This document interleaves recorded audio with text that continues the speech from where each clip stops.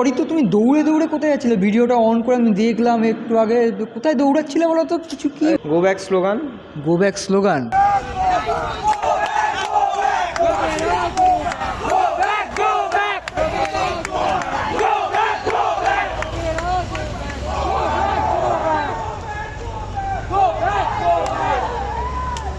काटू क्या अभी काटू? आप नहीं रुक जाएंगे।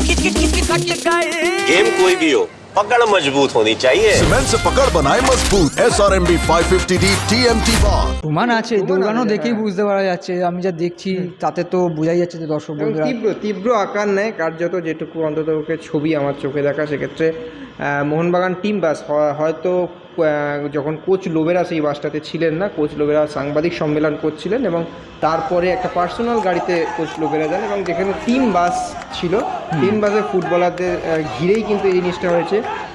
গো ব্যাক স্লোগান হয়ে উঠেছে এবং জাস্ট টিম বাস ঘুরে বাঁদিকে একদম জাস্ট কয়েক সেকেন্ডের মধ্যে টিম বাসকে বের করে নিয়ে যাওয়া হয়ে যায়। একদম কোনো রকম সমর্থকরা কিন্তু তীব্র আকারে গো ব্যাক স্লোগানটা অন্ততকে তুলেছিলেন। তাহলে এটা কী দাঁড়ালো বলো তো? এটা দাঁড়ালো হচ্ছে মোহনবাগান সমর্থকদের মধ্যে যে একটা আস্তে আস্তে ক্ষোভ তৈরি হচ্ছিলো। কারণ ক্ষোভ তো স্বাভাবিক, তুমি ইন্টারকাশি ম্যাচ যদি না জিততে পারো, তুমি একটা এই টুর্নামেন্টে একটা কোন ভালো টিমের সঙ্গে তুমি জিতেছো বলো? কোন ভালো টিমের সঙ্গে? এফসি গোয়া, মুম্বাই সিটি, ব্যাঙ্গালোর, জামশেদপুর, এখন মুম্বাই, কারোর সঙ্গে এখনো জিততে পারেনি, হয় ড্র নালে হার। কোন ম্যাচটা জিতেছে? স্বাভাবিক ভাবে একটা চ্যাম্পিয়ন দল। তুমি যদি কোচের কথা বলো, কোচ তো তার সব অস্ত্রকে খেলাচ্ছেন, তোমার খেলোয়াড়রা যদি সেটা না মাঠে ইমপ্লিমেন্ট করতে পারেন তাহলে তুমি কি করবে? আরও একটা বিষয় অরিত্র মাথায় ঘুরছে আমার প্রথম সিজনের শুরু থেকে শেষ পর্যন্ত, এবং বিশেষ করে যে ম্যাচে ওই 17টা না 18টা কর্নার হলো, সেট পিসে মোহনবাগানে একটা গোল নেই। প্রায় শতাধিক সেট পিস কর্নার পাওয়া, সেখানে একটা গোল না আসে, যেখানে গত মরশুমে প্রায় 15 থেকে 16খানা সেট পিস গোল হয়েছে। অরিত্র, সেইটা একবার ভেবে দেখেছো যে দলটা গত মরশুমে সেট পিসে গোল? আমার তো প্রশ্ন, প্র্যাকটিসে কি হয়? ক্লোজ ডোর যে প্র্যাকটিস হয়, আমরা তো ঘন্টার পর ঘন্টা বাইরে দাঁড়িয়ে থাকি, সেট পিসই প্র্যাকটিস করায়। আমরা বলি সেটা যে সেট পিস প্র্যাকটিস, আজকে সেট পিসে জোর দিচ্ছেন, সেট পিসে জোর দিচ্ছেন, তো কী করছেন? এই প্রশ্নটা তো এটা থাকবে। এখানে কোচদের কোনো দোষ দেওয়ার জায়গা নেই। আজকে লোবেরার যিনি অ্যাসিস্ট্যান্ট কোচ, তিনি হচ্ছে নাম্বার 1 স্পেশালিস্ট এই সেট পিসের। সেখানে তোমার খেলোয়াড়রা দিমিকে দিয়ে কন্টিনিউয়াসলি কদিন ধরে সেট পিস করিয়ে গেল, কর্নার তুলে গেল, হলো না। রবসনকে দিয়ে ট্রাই করে গেল, হলো না। এটা তো খেলোয়াড়ের ফল্ট। তুমি কতগুলো সেট পিস পেয়েছে বলো? বলছি তো, সেট পিস যা আমরা পরিসংখ্যান দেখছিলাম যে গোটা মরশুমে কর্নার কিক যেটা পেয়েছে সেটা প্রায় শতাধিক, এবং তার সঙ্গে দাঁড়িয়ে যেটা গত মরশুমে তুলনা করছি, যে গত মরশুমে সেট পিসেই প্রায় 15-16টা গোল করার পর মোহনবাগান চ্যাম্পিয়ন হয়েছে। আর একটা ছোট্ট জিনিস যদি বলি, এবারে যদি তুমি ইংলিশ প্রিমিয়ার লিগের দিকে দেখো অরিত্র, সেখানে আর্সেনাল চ্যাম্পিয়ন হতে চলেছে দীর্ঘ 20 বছরের বেশি বছর পর। এবং আর্সেনাল কীভাবে চ্যাম্পিয়ন হয়েছে তাদের যদি পুরো ম্যাচগুলো তুমি দেখবে ম্যাক্সিমাম গোল এসছে কর্নারে, এবং ওই 80 to 90 মিনিটসের মধ্যে ম্যাক্সিমাম গোল, একদম ওই ডেথ মোমেন্টের গোলগুলো। এবং সেট পিস তো আমরা ওয়ার্ল্ড কাপেও দেখেছি যে সেট পিসের থেকেই ম্যাক্সিমাম অফ দ্য গোল আমরা দেখেছি এসছে। এবার দেখো, আমরা বলবো না যে ইন্টারকাশিকে আমরা ছোটো করতে পারি না, কারণ ইন্টারকাশি ফুটবল খেলেছে একটা দল যাদের কোচ ঠিক ম্যাচ ডে -1-এ যখন দল এখানে উড়ে আসছে কলকাতায়, তার আগে শেষ প্র্যাকটিসটাও যখন হয়েছে তখনও কোচ হাওয়াস ছিলেন, প্র্যাকটিস করেছেন, তারপর ডিসিশন নিয়েছেন। অভিজিৎ মণ্ডল তিনি দায়িত্ব নিলেন, এইটুকু সময়ের মধ্যে একটা দল মোহনবাগানের মধ্যে শক্তিশালী দলের বিরুদ্ধে ড্র করছে, গোললেস রাখছে এবং ক্লিন শিট রাখছে। তো ইন্টারকাশির ওপর অবশ্যই তাদের এটা প্রাপ্য সম্মানটায়। কিন্তু অন্যদিকে দেখতে গেলে মোহনবাগানকে নিয়েও বলতে হবে যে তারা গোল করতে পারেনি, সন্দেহ ছিল না এই দলটা, কে কী করবে তারা ক্লুলেস, তারা জানে না, তারা দিকভ্রষ্ট। কি খেলাটা ধরছে, আমি ফুটবল টেকনিক্যালি বলতে পারবো না।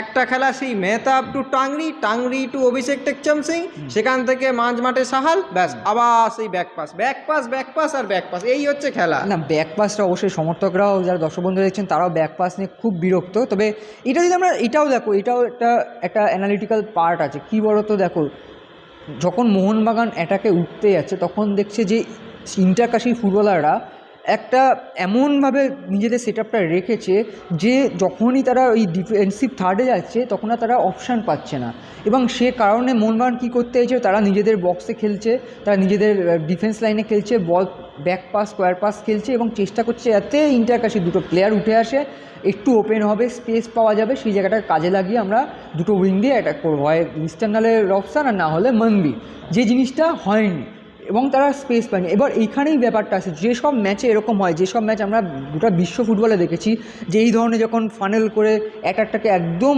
বাকরুদ্ধ করে দেওয়া যায় বা গলা টিপে ধরা বলা যেতে পারে, যে কোনো রকম তোমার আক্রমণের অপশানটা দেবো না, না তোমার শট মারার জায়গা দেবো, না একটা অপশান খুলতে দেবো। হ্যাঁ, একটা চান্স পেয়েছিল, গোল করতে পারিনি, গোলকে রক্ষক সেভ করে, সেটা বিশালকেই তো করেছেন। কিন্তু এইসব ম্যাচে কী হয় জানেন তো, ওই তো এইসব ম্যাচেই সেট পিস খুব গুরুত্বপূর্ণ হয়ে ওঠে, একটা কর্নার, একটা ফ্রি কিক যেখান দিয়ে গোল করতে হয়, সেটা হয়নি।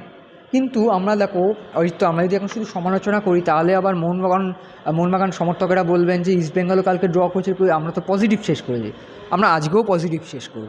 মোহনবাগান একটা চ্যাম্পিয়ন দল, গত দুবারের চ্যাম্পিয়ন, তারা প্রায় একই সেট অফ প্লেয়াররা তারা রয়েছেন, একটা দুটো চেঞ্জ হয়েছে, চ্যাম্পিয়ন দল চ্যাম্পিয়ন হওয়ার জন্য নামবে, সেই জায়গায় দাঁড়িয়ে এরকম ফলাফল হার্ট করবে।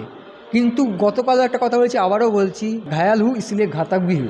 এবার বিষয়টা ভেবে দেখো, আরে দরজাটা তো খুলতে হবে গোলের, সব ঘাতাক সব বুঝেছি, দরজাটা খুলে আমি ফার্স্ট্রেটেড, লিটারালি ফার্স্ট্রেটেড, এবং আমি কেন, মোহনবাগান সমর্থকরাও তাই, অবশ্যই ফার্স্ট এডেড। এবং গতকাল যদি কথা বলি ইস্টবেঙ্গল সমর্থকরাও তাই, দুটো ম্যাচ গোললেস ড্র, মানে ডার্বির আগে মানে লোকে ভেবেছিল ডার্বিটা ডিসাইডিং হবে, ডার্বি ডিসাইডিং হয়ে গেল, কিন্তু ডার্বির আগে যে ট্রেলারটা দেখলো, সেই ট্রেলার দেখে মানুষ বলছে যে ডার্বি ফ্লপ, মানে সিনেমা ফ্লপ। ডার্বিতে কী হবে জানি, হতে পারে অনেক কিছু, কিন্তু দেখুন ট্রেলারের অনেক সময় ট্রেলারটা ভালো হয় না, সিনেমা ভালো হয়, মানে সিনেমাটা জাম্প করিয়ে দেয় অনেক সময়। আপনাদের যদি টিমটা দেখেন আপনারা বুঝতে পারবেন যে কেন আজকে ট্রেলারটা ফ্লপ হলো।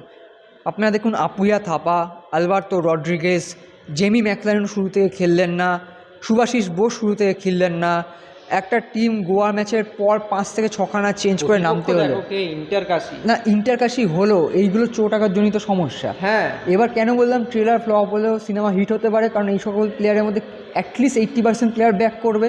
জেমি ম্যাকলারেন আশা করি ফিট হয়ে যাবেন, আপুইয়া থাপাকে নিয়ে রিস্ক নেওয়া হয়নি, সুভাশিসকে নিয়ে রিস্ক নেওয়া হয়নি, তিনি পুরোটা খেলতে পারেনি, আলবার্তোকে তো নামানোই হলো না। সেই জায়গায় দাঁড়িয়ে এই সকল প্লেয়াররা যদি ফিট হন বন্ধুরা, তাহলে যারা একদম হাল ছেড়ে দিয়েছেন, বলবো হাল ছেড়ো না বন্ধু, বরঞ্চ প্র্যাকটিসে কণ্ঠ আরও জোরে, এখনও সময়টা বাকি আছে। এই লোবেরাই কিন্তু আইএসএলে one of the successful practice করানো উচিত। আর সত্যি বলতে যদি আমরা একদম বাংলা ভাষায় বলি, যে কান ধরে ভুলগুলো দেখানো উচিত কোচ এবং তার সহকারী কোচদের, যে আমরা তোমাকে সব রকম ফেসিলিটি দিচ্ছি, দেখো তুমি এখানে ম্যানেজমেন্টের দোষ দিতে পারবে না, কারণ এই দলটাই দুবার চ্যাম্পিয়ন।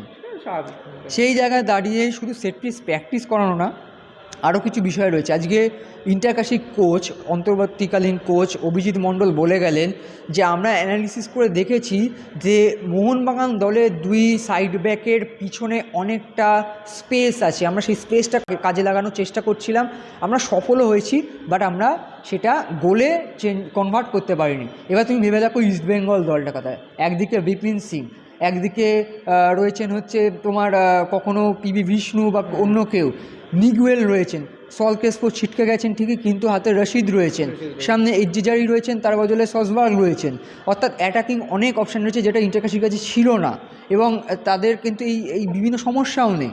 সেই জায়গায় দাঁড়িয়ে আমার মনে হয় অভিজিৎ মণ্ডলের এই কথাটা মোহনবাগান কোচ বা মোহনবাগান যারা সহকারী কোচ আছেন তাদেরও ভাবা উচিত, যে এই যে স্পেসটার কথা বলছেন, নজর দিক, অনেকগুলো ভুল আছে, সেই ভুলগুলোকে রেকটিফাই করুক। এবং কোচ বলছেন যে লিগের ভাগ্য আমাদের হাতে। অরিত্য তুমি কি বলে, লিগের ভাগ্য মোহনবাগানের হাতে, দুটো জিতলে দুটো তো জয় হলেই চ্যাম্পিয়ন, অনেকটা ইন্টারকাশির হাতেও অবশ্য, কিন্তু সেটা কিভাবে ভাগ্য মোহনবাগানের হাতে বলে গেছে, মোহনবাগানের হাতে বলে গেছেন, তাহলে সেক্ষেত্রে দেখো মোহনবাগানের ডার্বি যার ট্রফি তার, সেটা তো অবশ্যই আমাদের ট্যাগলাইন আমরা বলেছি, এবং লাস্ট কয়েকদিন ধরে সেটাই আমরা করছি। সেক্ষেত্রে দেখা যাক কি হয়, এবং সেটা হয়তো ফেডারেশনের যে সিস্টেমটা সেটাই হয়তো বোঝা যাবে যে কি হিসাবে গোল কনসিডার, মানে গোল ডিফারেন্স না হেড টু হেড, সেটা আমরা জেনে অবশ্যই জানিয়ে দেবো, কারণ ব্যাপারটা পুরোটাই বুঝতেই পারছেন, একটা লিগ 13টা ম্যাচে, সেখানে খুব ক্লিয়ার থাকাটা আমাদের কাছেও ক্লিয়ার নয়। তবে যদি দেখা যায় অরিত্র, এখন যে সিচুয়েশান, কোথাও গিয়ে ওই মনস্তাত্ত্বিকভাবে আমি বলবো অ্যাডভান্টেজ ইস্টবেঙ্গল, তার কারণ হচ্ছে গোল ডিফারেন্স যদি দেখা হয়, 5 গোলে এগিয়ে রয়েছে ইস্টবেঙ্গল। হেড টু হেড যদি হয় তাহলে যে টিম জিতবে আগামীকালের মানে ডার্বি ম্যাচ তাদের তো হয়ে গেল লিগ, কিন্তু গোল ডিফারেন্স হলে ইস্টবেঙ্গল অনেকটা এগিয়ে রয়েছে এবং সেই জায়গায় দাঁড়িয়ে 17 তারিখ ISL 2026-এর ফাইনাল। একদমই ফাইনালের আগে যেরকম ইস্টবেঙ্গল সমর্থকদের বলেছি যে আশাহত হচ্ছেন ঠিকই, হাল ছাড়বেন না। মোহনবাগান সমর্থকদেরও একই কথা বলে যাচ্ছি, আশাহত হচ্ছেন ঠিকই, হাল ছাড়বেন না, বরঞ্চ কণ্ঠটা ছাড়বেন একদম 17 তারিখ এই যুবভারতী ক্রীড়াঙ্গনে 7:30 থেকে। তার আগে আপনারাও কাটাছেড়া করুন কমেন্ট বক্সে এবং আমাদের সাবস্ক্রাইব করে পাশে থাকুন। অসংখ্য ধন্যবাদ, নমস্কার। Extra time.